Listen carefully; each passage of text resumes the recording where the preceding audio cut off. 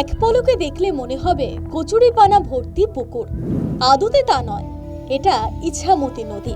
এক সময় যা উত্তর ২৪ পরগনার মানুষের কাছে ছিল জীবন জীবিকার একটা অঙ্গ। এই নদীকে কেন্দ্র করে একসময় গড়ে উঠেছিল জনবসতি। তাদের রুটি রুজি থেকে জীবিকার প্রধান মাধ্যম ছিল ইছামতি নদী। বর্তমানে সেই নদী তাদের কাছে যন্ত্রণার হয়ে দাঁড়িয়েছে।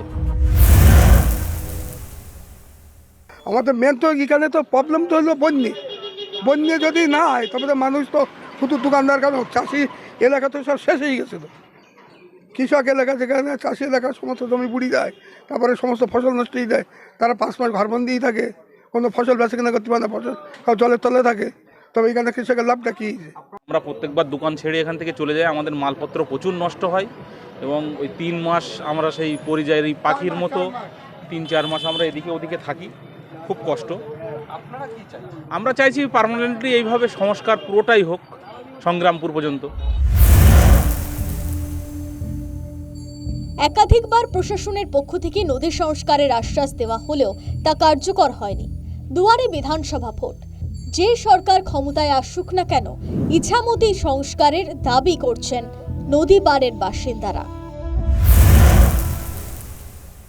সবসময় জল হয়, জল পাস করা যায় না। সেই জল বাড়িতে এই ঘরের মধ্যে ঢুকে গিয়েছে, এই ঘরের মধ্যে ঢুকে গিয়েছে। 18 দিন আমি মেয়ের বাড়ি থেকে বাড়ি এসেছি। নদীর অবস্থা খুবই খারাপ, মানে একদম পানা জাম হয়ে রয়েছে একেবারে। এদিকে থানার ঘাট পরিষ্কার, এদিক তো সব জাম। আমরা দাবি করি যে আমাদের নদী ঠিক করুক, আমাদের সাহায্যই দরকার নেই। জল যখন থাকে না তো একদম জলই থাকে না, আর যখন জল আসে তখন ধারণ ক্ষমতা বাইরে চলে যায়, জল পুরো রাস্তায় চলে আসে। ইছামতি সংস্কারটা করলে আমাদের সবাই উপকৃত হবে। এই নদী কেন্দ্র সরকার রাজ্য সরকার মিলে উভয় যদি চিন্তাভাবনা নেয় যে একটা ভালো কাজের, তবে এটা সবাই উপকৃত হবে। নদীর যা বর্তমান অবস্থা, তাতে নদীর নম্রতা হারিয়েছে, নদীপক্ষে জমেছে কচুরিপানা। প্রতি বছর ভোটের সময় সব জননেতারা তারা আসেন, নদী সংস্কারের আশ্বাস দেন, কিন্তু ভোট মিটে যাওয়ার পর কার্যত শুরু হয় কেন্দ্র এবং রাজ্যের দায় ঠেলাঠেলি। রাজ্যের পক্ষ থেকে দায় ঠেলা হয় যে কেন্দ্র সরকারের অধীনে নদী, এই ইছামতি নদী তারা সংস্কার করছে না। অন্যদিকে কেন্দ্রের পক্ষ থেকে বারংবার করে দাবি করা হয় যে তারা নদী সংস্কার করতে ইচ্ছুক, কিন্তু রাজ্য সরকার জমি যে নদী খননের যে অনুমোদন সেটা দিচ্ছে না।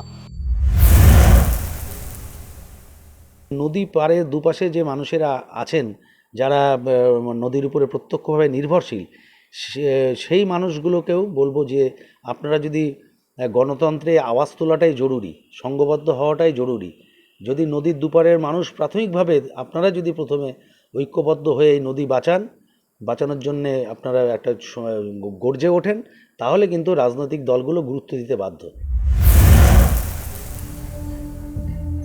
দীর্ঘদিনের এই সমস্যা কি বাস্তব রূপ পাবে?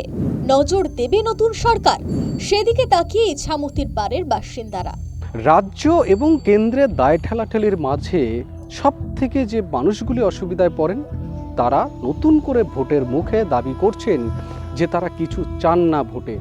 সরকার যেই আসুক না কেন, তারা এই ইছামতি নদী সংস্কার করে দিক। উত্তর 24 পরগনার বনগাঁ থেকে উৎসব মণ্ডল, নিউজ টাইম।